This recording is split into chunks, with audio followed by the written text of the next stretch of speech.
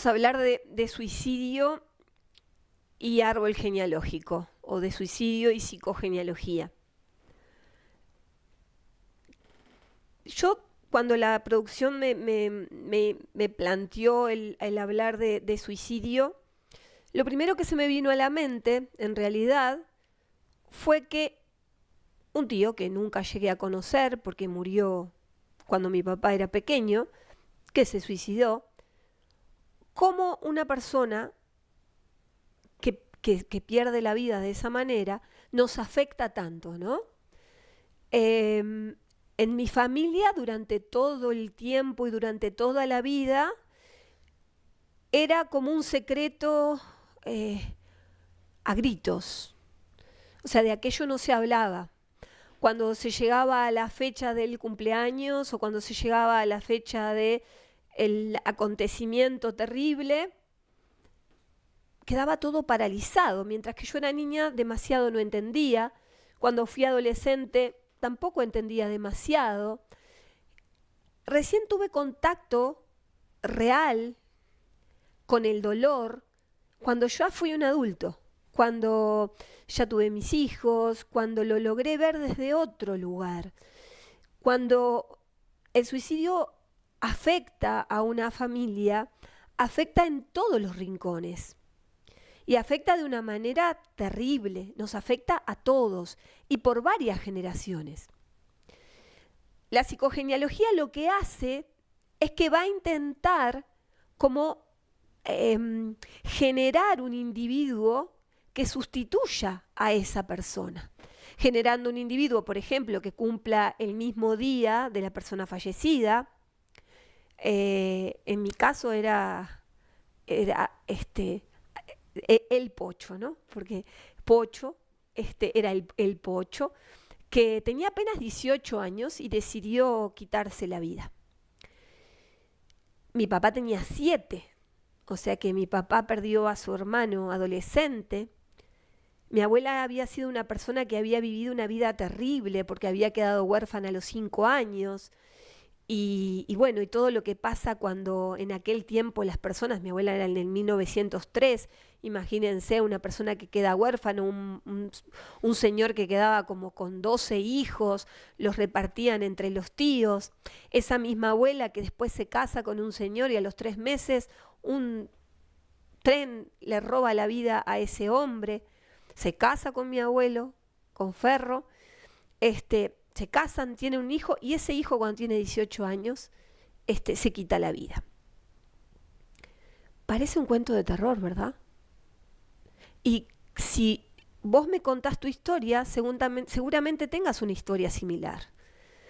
Todos surgimos de algún dolor, todos sufrimos ese dolor inmenso, que es cuando alguien se quita la vida y que no logramos entenderla. Hasta hace muy poquitos días, tuve el placer de que una prima de mi papá se comunicara conmigo y nos pusimos a hablar y bueno, y salió el tema y todavía se habla con dolor. Entonces, tener contacto con eso, ¿no? Darnos cuenta y sobre todo observarnos nosotros, a los jóvenes, a nuestros mayores, o sea, observar qué sucede a través de una decisión de esas. ¿Cómo reacciona el clan frente a esta decisión? Muchos años más tarde, por supuesto que muchos años más tarde, nace mi hermana, que ahora tiene 40 años, que nace al otro día del cumpleaños de mi tío. O sea que el clan en realidad se encargó de darle a los ancestros nuevamente un ejemplar, ¿no? Entre comillas, un ejemplar que por supuesto que no iba a sustituir, pero sí iba a venir a aplacar o a calmar la tristeza de esa fecha, ¿no? Porque muchas veces hablamos de la muerte como arrebato. Es una muerte también que arrebata, pero es una decisión que muchas veces no entendemos, el por qué lo hizo. Cuando yo me puse a investigar en psicogenealogía con Tobias Holk y con Claude Bouvier. Uno aprende que los suicidios del clan hablan de los conflictos del clan. Las muertes hablan, las muertes hablan. Las muertes hablan en biodecodificación. ¿De qué nos morimos? Habla del clan, ¿no? Habla del clan, habla de lo que sucedió. A veces de lo que sucedió con personas que no tenemos ni la menor idea que existieron. Si pudiera ser un secreto, eso hubiera sido un secreto. Lo que pasa es que era tan doloroso que no se pudo esconder. Pero tal vez las generaciones posteriores, no sé si Catalina va a saber, por ejemplo, que mi tío, el tío de su abuela, en algún momento tomó una decisión tan terrible. No sé si baja tanto, ¿no? Cuando yo digo baja es si pasa a las demás generaciones con tanta claridad. Creo que las padecen las generaciones que las padecen. Una madre que sufre ese dolor, como fue lo que sufrió mi abuela Elena, supongo que queda devastada. Un padre, los hermanos. Esther me decía que Hilda, su hermana, había sufrido muchísimo. Nunca tuve la posibilidad de preguntarle a ella qué tanto le había dolido eso. Porque estábamos todos sumergidos en ese dolor que era inexplicable y que era como secreto, ¿no? De por qué hizo eso y por qué, ¿no? Entonces es como dejó el plato, se fue, todas esas cosas que hay como esos secretos, como una trama que nos duele y nos duele siempre. Pero para mí era importante hoy contarles esto, porque yo cuando es un tema tan delicado que en realidad me pareció como algo que yo había vivenciado y iba a contar desde mí esta situación.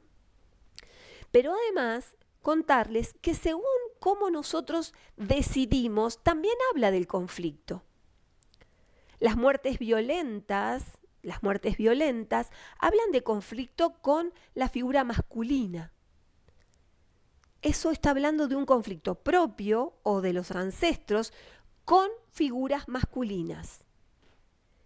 Y las muertes pasivas, por ejemplo, no sé, todo lo que está conectado con la madre, con el hogar, con una muerte tranquila, está conectado con la madre. Entonces, a veces, a través de la muerte, también estamos comunicando. Estamos comunicando un conflicto que estamos viviendo o padeciendo. Estamos como mostrando algo. Pero para mí era importante también decir que qué efecto que tiene eso. Tiene efecto no solo con la persona que uno puede querer de repente afectar o en ese momento que uno está pensando solamente en uno, ¿no? Uno está pensando solamente en uno y toma una decisión, sino cómo baja en el árbol, cómo sigue afectando esa muerte o esa decisión a los que vendrán. Los que vienen siguen teniendo contacto con esa muerte desde muy vivenciada, porque hay momentos donde la abuela llora y no sabemos lo que le pasa, porque uno lo vive así. ¿Por qué llora la abuela? No sé. Era el cumpleaños de Pocho.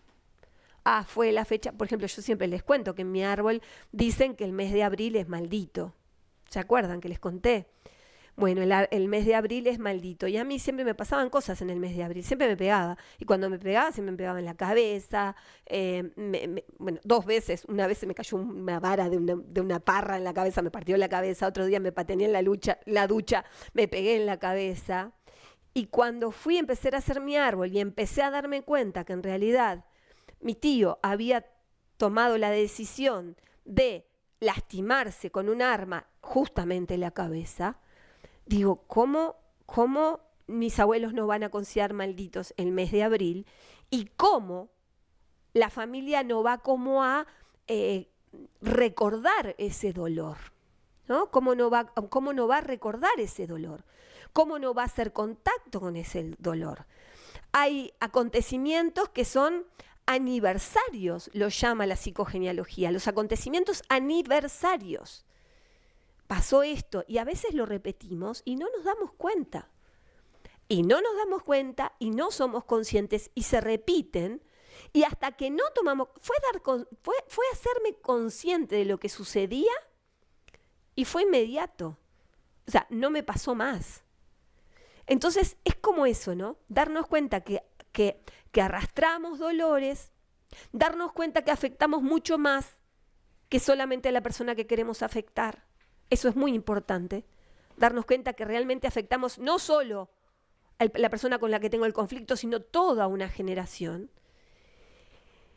Y que eso, que cuando la muerte arrebata es terrible, es inexplicable y hay que tratar de entender lo mejor posible para poder silenciar el dolor de todo un clan.